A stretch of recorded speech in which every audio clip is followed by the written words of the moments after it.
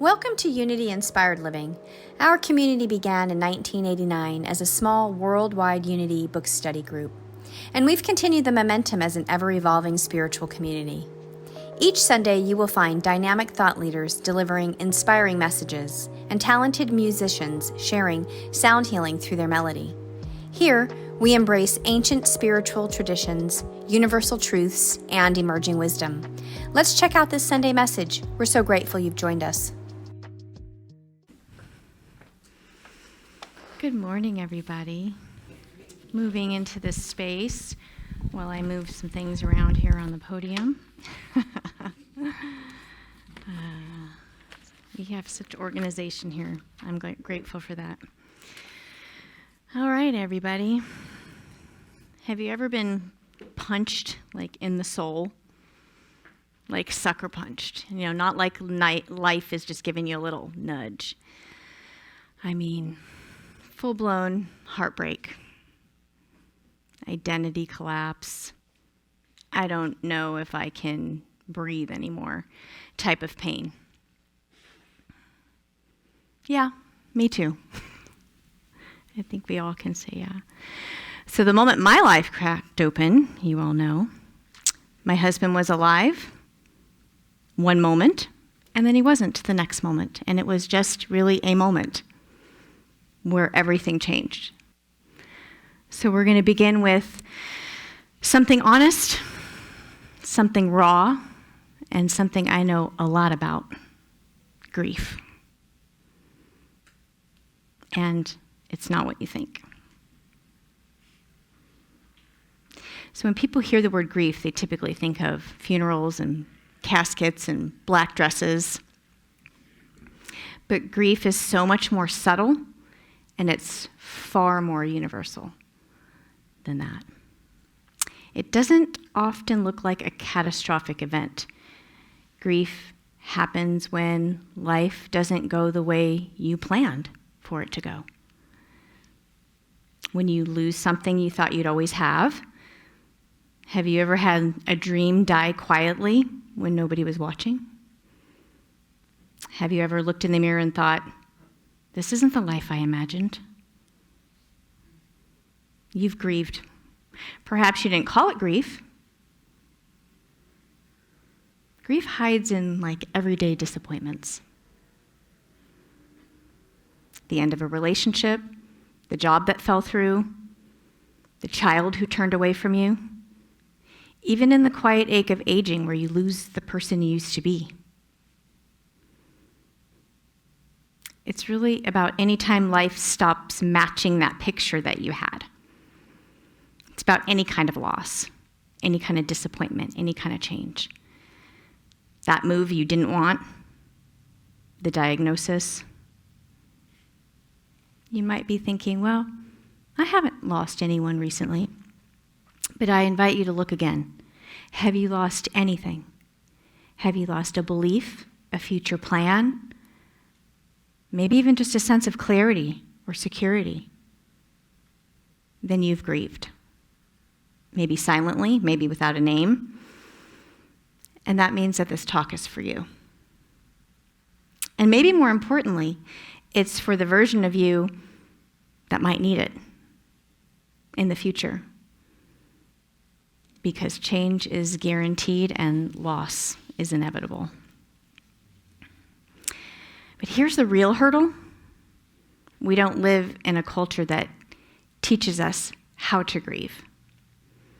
We're given hustle instead of healing, productivity instead of presence, and timelines for something that simply doesn't have a clock. When I called my daughter's high school to check her out of school and let them know I'd be taking her out because her father was unexpectedly, tragically killed in an accident, I was informed that their policy was 3 days for bereavement. 3 days. As if a lifetime of love and shared history and losing your security and everything collapsing can be processed between Monday and Thursday. Meanwhile, in other cultures, grief is honored. It's marked maybe by ritual, sitting Shiva for a week, or just time slows down. Some grieve for 40 days. Other communities gather people that are grieving wear something, a symbol of some sort, to let the community know, be gentle with me. I'm within something sacred right now. In America, and I imagine that we are not alone, we're grieving in secret, at stoplights, in showers, between meetings. We're told to bounce back, get busy, move on. This is spiritual bypass in a business suit, and it's not really working for people. We need spaces to feel, to break, to be remade, because grief, when we allow it, initiates us. It doesn't destroy us, it reveals us. So we keep moving because if we stop, the pain might catch up. But what if pain is something that we don't need to avoid, but rather something that opens the door for a different kind of life, one we didn't expect, one we didn't know was coming? When we don't grieve, we actually store the pain in the body. Eckhart Tolle calls this the pain body, a field of accumulated hurt that lives inside of us, often inherited, rarely ever processed. But if we don't face it, feel it, move it, it will control us. Every aspect of our lives, we react, flare up. It will sabotage our relationships. It will shut us down. But when we turn toward the pain with presence, not judgment, it begins to dissolve. We stop identifying with it at that point in time. We stop letting it define us and seep into everything in our lives. And we start to experience the truth. We are not the pain. We are not our past. We are not what happened to us. We know this in our head, but we begin to know it in our soul. We are the space where all of that unfolds. We're the container. We're the stillness beneath the storm, the awareness behind the thought. This is what David Hawkins calls the field of consciousness, that witnesses all, embraces all, and holds the power to heal all of it. And guess what? You don't have to earn this. You already are this. So, my husband Mitch was killed in the accident. No warning, no goodbye, just gone. And there's no script for a moment like that. There's no wise words anybody could say at that time. There's no right thing to even do. There's just a before and an after. And I had to be with that.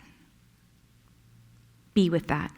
And I remember those immediate days following waking in the morning with that jolt of like the reality of what happened. It was like a tidal wave over and over again. Felt like I was drowning and there was no way to be rescued. And it wasn't a movie or a nightmare I could exit from. I woke up to the nightmare every morning. The pain was deep. It was physical in my body. It was cellular. It was primal. Groceries still needed to be bought. Bills still came due. Facebook feed kept moving. Cars kept driving. But inside I was frozen. I couldn't think my way out of the pain. My mind tried, rationalizing, distracting, figuring it out, finding regrets to latch onto. Oh, that's a doozy. Gathering details. My mind was trying to soothe the greatest discomfort of my life. I could barely be in my own skin at that time. It just hurt too much to be me. I didn't want to be me.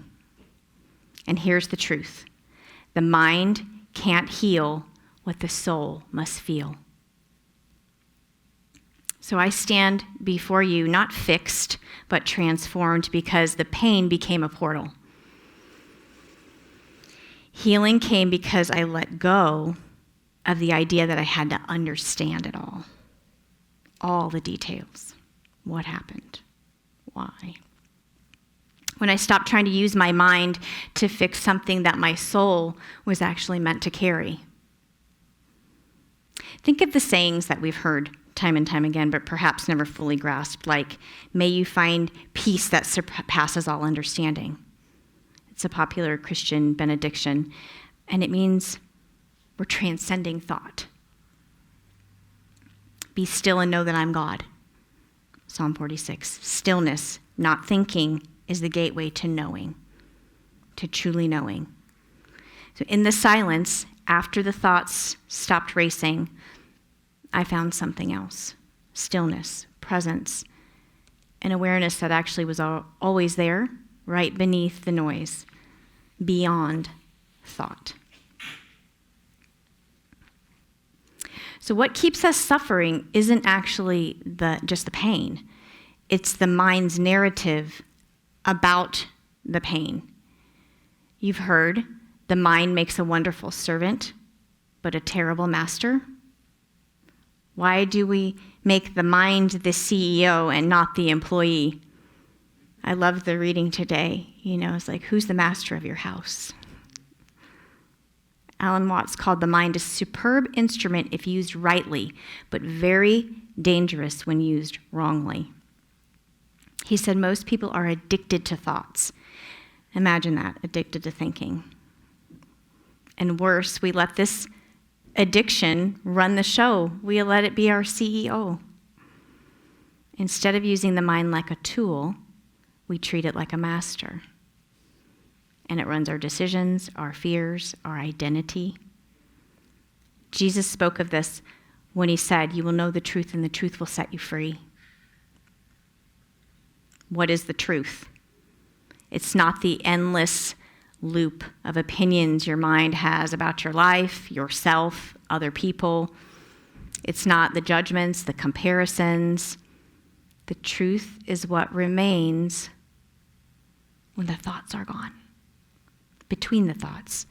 And there is love, presence, God. Have you ever heard this one? Silence is the language of God. All else is a poor translation. The Buddha taught the same. He said that suffering arises from attachment, and not just attachment to people or outcomes, attachment to your thoughts, to the stories, the shouldas, wouldas, couldas, can keep us spinning. Have you ever tried to figure it all out and you made yourself more miserable in the process? We can't think our way out of suffering. That's the thing. Do you ever notice how we argue for our suffering at times? We're so altruistic. We want justice, we love, we care so much that we're going to attach to dwelling in pain for it, whatever the it is. That's the trap of your mind. It will keep you stuck between stay or go, yes or no, right or wrong forever. That's not presence. That's paralysis. You will not get anywhere with that. So there's a story in I believe it's in one of Eckhart Tolle's books, and he talks about two ducks that get in this fight, and they flapping their wings and they're biting and squawking, and they're in this intense, violent thing for a while, and then they part, shaking off the argument, flapping their wings again and moving on. And there's no egos, there's no suffering, there's no stories.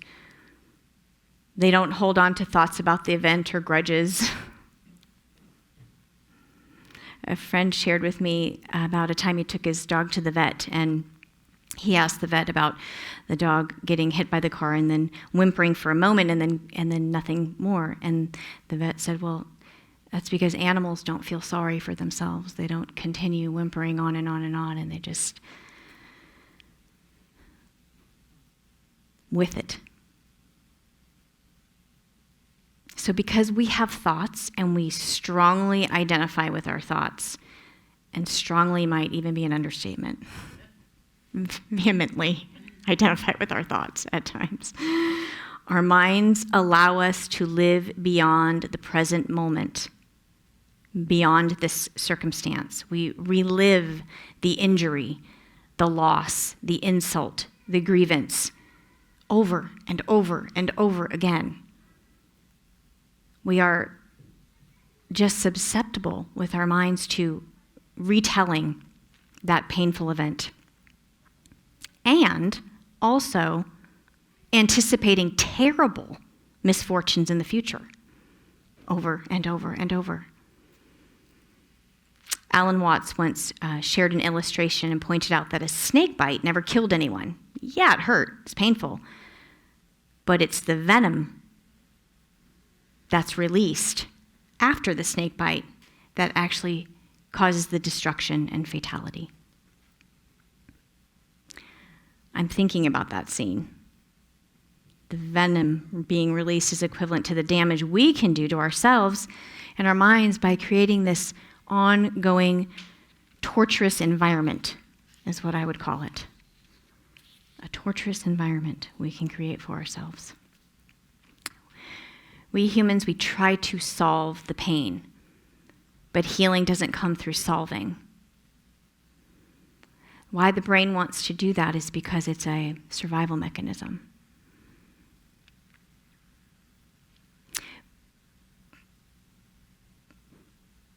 Healing comes through surrender. That's where transformation begins, in surrender, not in trying to solve. Eckhart Tolle also said the mind is an involuntary stream of conditioned, incessant thought processes. In other words, we're not consciously using our mind. Is that my phone? No. We get trapped. That's what happens. This is for all of us. We all can get trapped in a loop of endless conditioned thought. Stories we didn't write, but we've been rehearsing, sometimes for our whole lives. He describes us like actors on stage, reciting a script written by fear, trauma, ego, conditioning, and we've just forgotten that we're acting. We have forgotten that we're the actors. We think that the character that we're playing is who we really are. And that's when the pain body gets activated.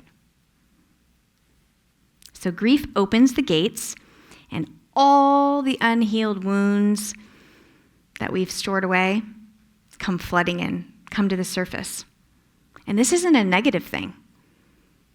Actually, it's a good thing, because everything that's flooding in is coming up for healing. It's an opportunity. In the moment, it does not feel like an opportunity. I will tell you that. But it is. Grief is a natural emotional response to loss. Often involves sadness, sorrow, longing, confusion, agony.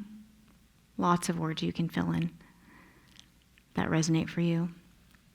Grief leads to grieving, which is a process that can lead to healing, integration, and even transformation.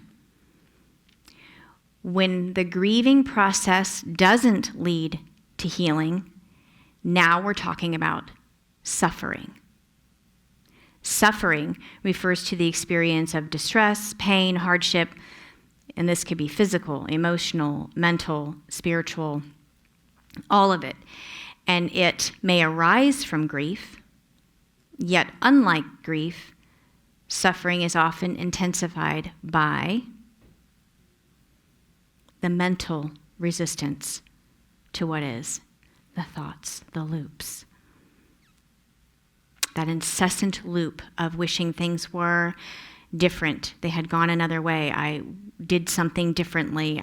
In a loop of blaming or unending fear. Name it. Many things can go there. The pain body feeds on this. The pain body loves loops. Loves loops. The loops are when we let the mind become the CEO and run the show. Pain becomes the master of the house. What if I had said this? Why did that happen? Why am I without them? I should have known. I should have prepared. What if I had done something different? I can't handle this anymore. It's too much. You know what your loops are. We replay, we recycle, we rehearse the pain. Because our mind is trying to save us, but our soul is screaming for peace. The truth is, pain is real, and suffering is made of thoughts. The mind is loud, very loud. The head spins while the heart bleeds. And when we stay in the loop, we delay our own healing. The mind wants answers. Believe me, mine did. I wanted closure. This was not in the script, this story. My husband flying off a motorcycle off a mountain, dying next to a perfect stranger, albeit a very kind-hearted one. My mind was grasping for information to soothe me. But my soul desired peace and truth lives beyond the thoughts. So to go beyond your thoughts isn't to stop your thinking. Thinking's not the enemy. It's just to recognize that you're not your thoughts. It's to stop believing everything that your mind is saying. It's just the awareness of your thoughts, the space that holds it all. David Hawkins says that the thought is not the ultimate source of truth. Consciousness is. That most of what we call thinking is just recycled programming. Those conditioned scripts, mental reflexes passed down from fear, trauma, your ego, all those things. So when we come back to awareness of that, that's the beginning of freedom. The realization that you're not the voice in your head. We can witness the voice in our head, the thoughts, without attaching to them. And when we do that, something miraculous happens. We access intuition. We align with God. We connect with deeper intelligence. We become whole in that space. That's the root of the word healing, to make whole. So this is where grief becomes something else, something I would call holy. So we are the witness. We are the observer. You're watching the storm without becoming the storm. I often like the conveyor belt analogy, thinking about the thoughts going across on the conveyor belt, and we're just watching them. And sometimes we want to pull one down. Because not all thoughts are pain body thoughts. The Grieving Brain is a book I read, and the author talks about that grief actually changes our brain's wiring. It's not just emotional, it's neurological. So we have this understanding about kind of like what our physical brain is doing. It's helpful to be the observer of that. Our brain is searching for familiar patterns all the time because that's how our brain helps us to survive. So anything out of that familiar pattern is scary. So we're looking for our loved one's voice, the routine we had going to that job. Whatever the loss is, your brain is used to that thing, and it's searching for those habits, that presence. And when your brain can't find it, it just spins. That's where the loops come in. Can't make sense of the void. There's a void, and the brain is trying to make sense of it. But healing doesn't come from making sense or solving the inner war. It comes from dropping the sword and just allowing it all, holding space for all of it. And why is that? Because there, when we stop that resisting what is, what's happening, there we can feel what we're avoiding. When we're in our mind trying to resist and figure it out and solve, we're busy up here, so we don't have to feel it because it doesn't feel good. But it's only when we feel it do we heal it. I know we hear that a lot. but it's true. Beyond thought becomes both a mystical path and a practical path, I would say. It's the realization that the divine is not something to be grasped with the intellect. It's something to be revealed in stillness. It emerges, felt through your heart. And slowly then, the pain shifts. It doesn't disappear, it transforms. It shows up when we are living in the presence. And so what we do is we practice the presence. We breathe, we feel, and that's the work of grief. And that's the doorway to grace. So what if underneath the grief, all those disappointments, all those regrets, whatever it is, whatever you call it, what if underneath that isn't just sorrow, but a seed? A sacred opportunity to become someone new, or rather, become everything you came to earth to be. And this process prepared you, or is preparing you. What if everything you've been avoiding is the doorway you've been asking for? It just didn't come with a pretty bow.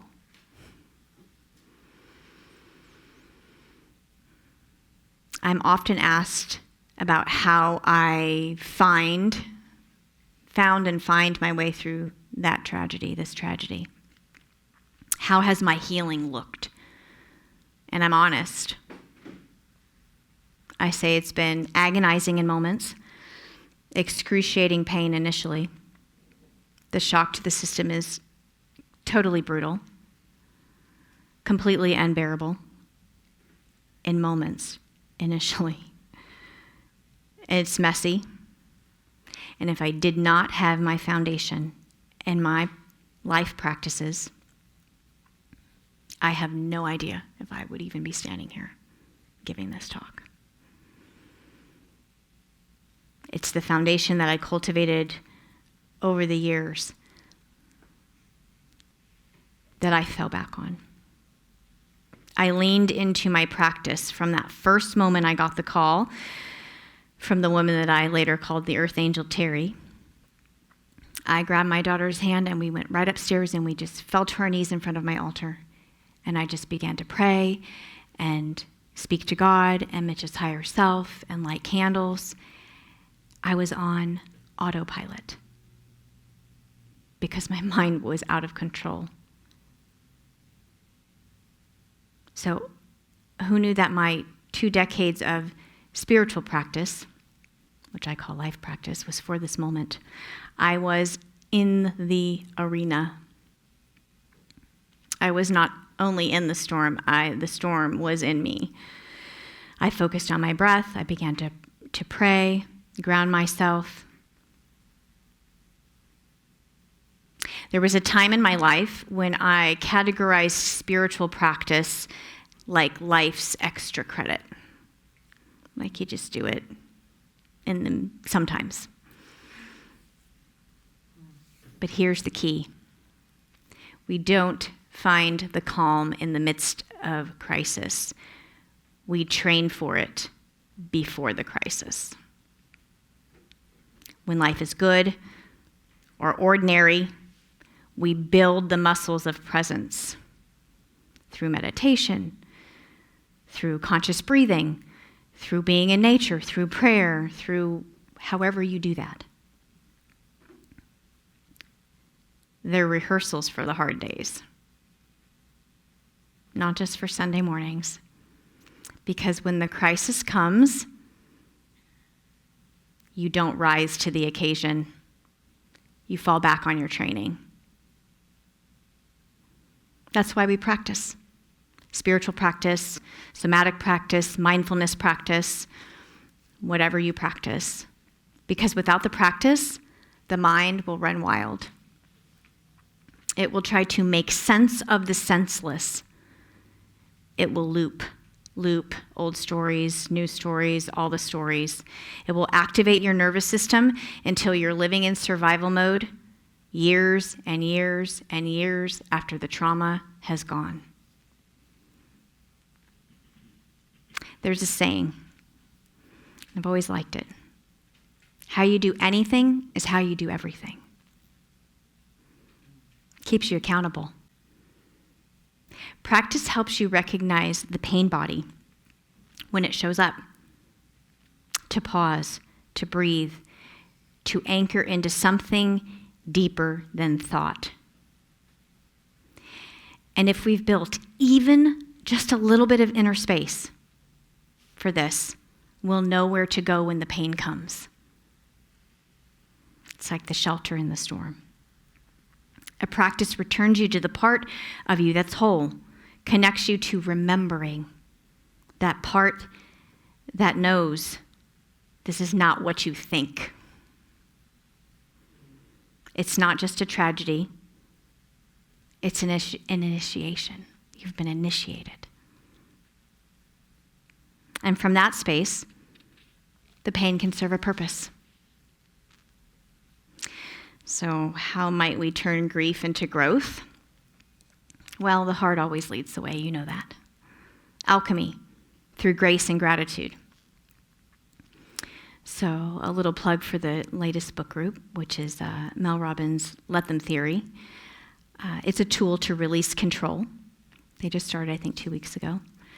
Let them judge you. Let them misunderstand you. Let them go. I call it grace. A sacred pause. The moment when we choose not to react from the wound, but to respond from the whole. Grace is the frame of reference that helps us return to our center as the witness. It's what lets us drop the rope in the tug of war of what is happening. Grace is often seen as an unearned gift from a spiritual perspective lens, a moment of light in the dark, a sense of being held by something greater, bigger than you, greater than the situation, or a sudden clarity of peace just covers you in spite of the pain. Psychologically, grace might be felt as a shift in perception when you stop fighting what is, that resistance. Something inside of you relaxes when grace shows up. It can show up in forgiveness, in acceptance, in compassion for yourself or others, even when the situation hasn't changed at all. So many of us are trying to think our way out of pain. But healing doesn't happen in the head. Healing happens in the heart. And the heart requires grace, not logic. And then gratitude comes in. So it's not about being thankful for your loss or your disappointment. It's about being thankful through it. Gratitude is the alchemy that transforms suffering into wisdom, and it takes us out of our heads and opens our heart, even while the heart is breaking.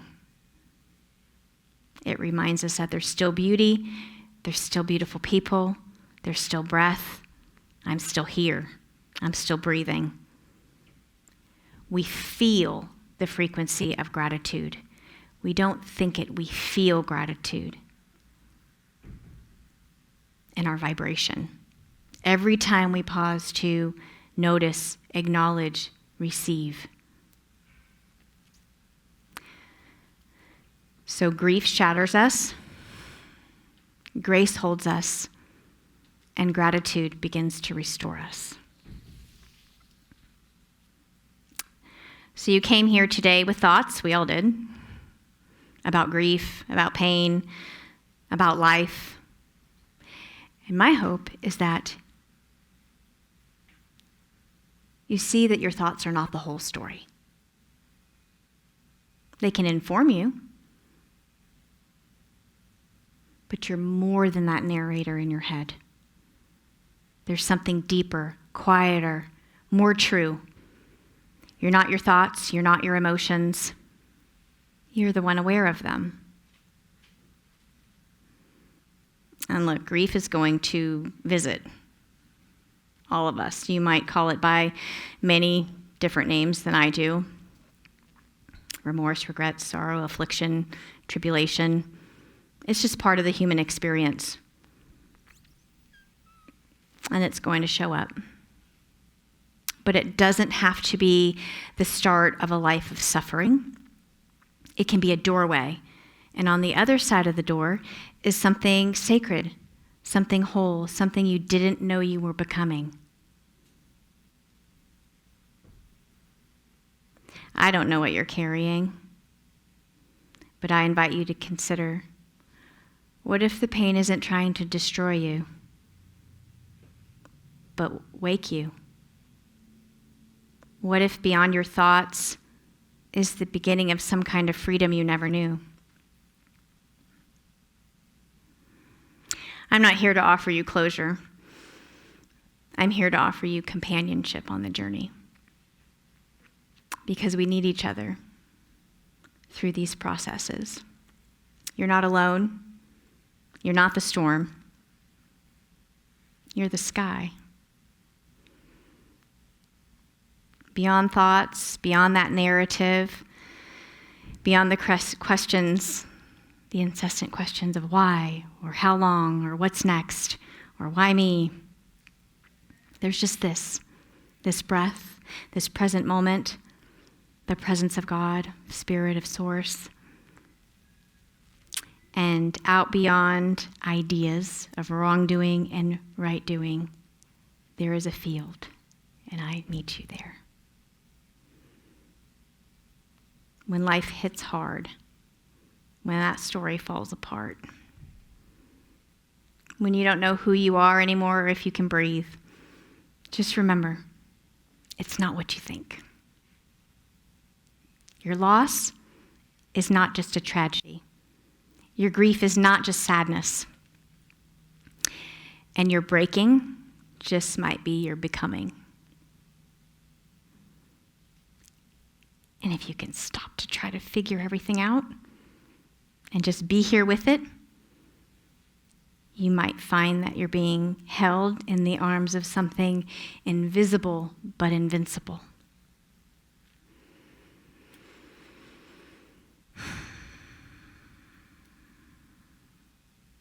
Because nothing is what we think.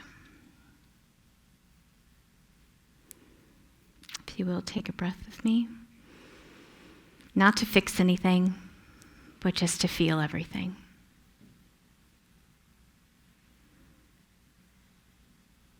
And thank you.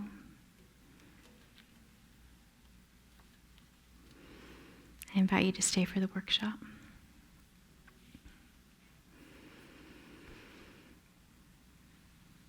I think at this time we go into our prosperity blessing.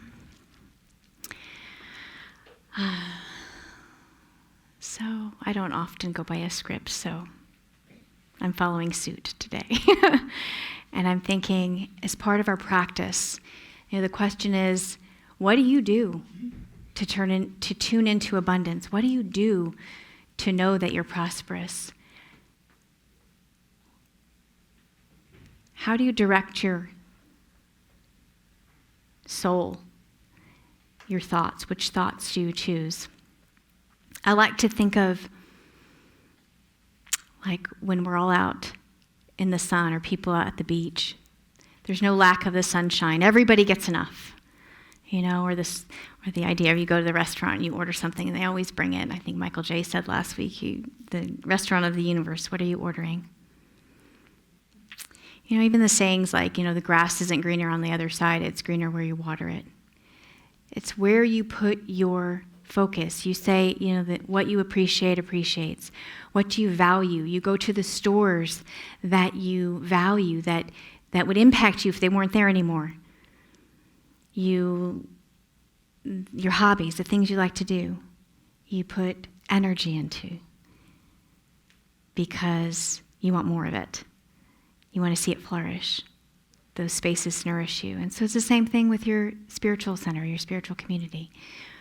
However you do that, however you nurture, however you express your appreciation, your gratitude, the way you say, I value. So if you value our space, I invite you in this moment, however you do that. I know many of us give online, and so, in this moment, it might be, I'm visualizing our messages being sent out to many. We have the most amazing speakers and messages that come through our community. And to just think where those reach and touch by us sharing and seeing that happening. So I invite you to just be in that space right now of what prosperity means, what abundance means, what no limitations mean. What does that mean? Don't just, what is the thought of it? Oh yeah, we don't live in lack and limitation. Da-da-da-da. No, what does it actually feel like? Yeah, what does it feel like to be so grateful? I mean, it's gratitude. It's always gratitude, and everything you can find gratitude for.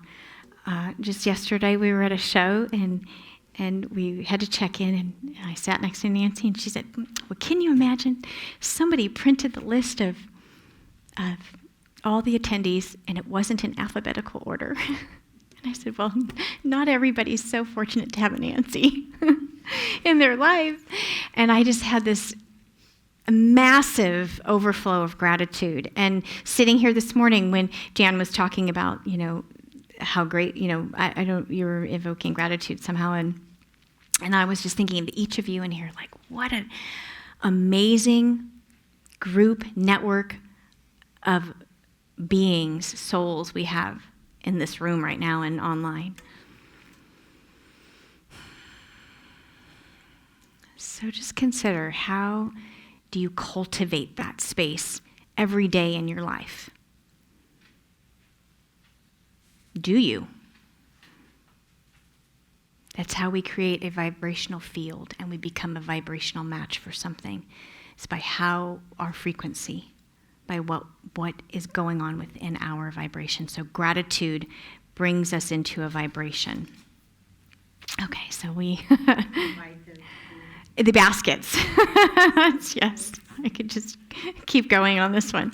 Yes, thank you, everybody. We're so grateful.